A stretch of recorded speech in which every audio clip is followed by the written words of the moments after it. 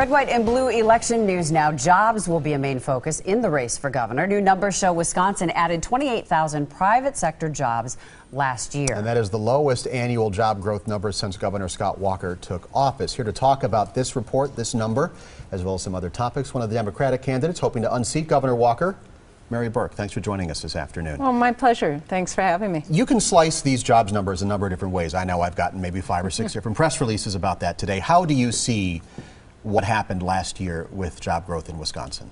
Well, I'm sure Governor Walker will try to spin it to be some positive news, but what we know is that we continue to lag other states. We're 9th out of 10 Midwestern states in terms of job growth, and unfortunately the longer Governor Walker is in office, the further behind we're getting, and so his policies aren't working.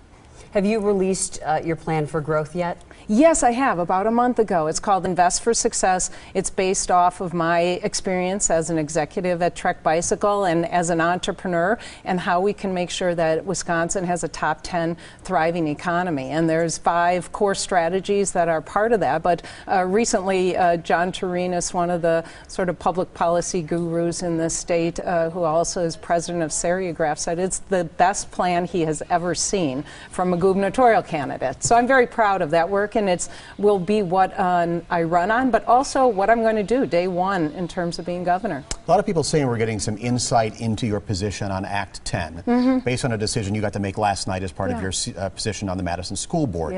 The decision came before the board last night. Do we extend the contract that was set up before Act 10 took effect? Explain this decision that you made last night to continue negotiating certain collective bargain elements of this contract going forward. Sure. Well, I am in support of collective bargaining, and I think it's a way that we can make sure that we have accountable, efficient, and effective government, and that we're also able to attract and retain good people, particularly in our schools. We want to make sure that we have thriving schools, so we have to be able to attract good people.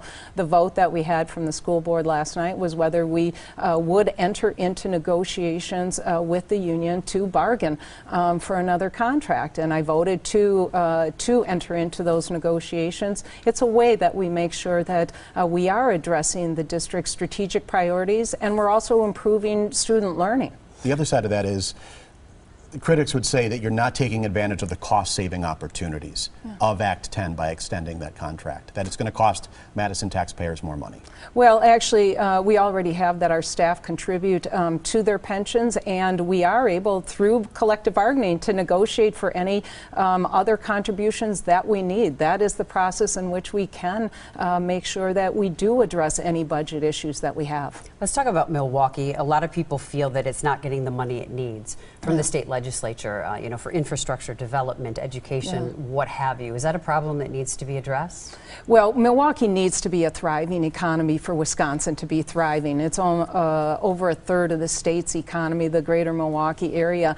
I grew up in this area. Both my parents went to Marquette, and so I think that Milwaukee has an incredible amount of potential, but the state needs to be a good partner in making sure that we are making the investments so that Wisconsin is thriving, and Milwaukee is an area that can attract and keep great people, and the jobs will grow. And unfortunately, under Governor Walker, Milwaukee is not growing at a rate at which some of the neighbors like Minneapolis, St. Paul are. So we have to make those investments, and doing it in partnership with the city, with private industry, and with the philanthropic community. All right, Mary Burke, thank you so much for coming in and joining us for a few minutes this afternoon. We've also extended an invitation to Governor Walker's campaign. We'll hopefully hear from him in the next couple of weeks. You can see this full interview at our website, TMJ4.com. We'll be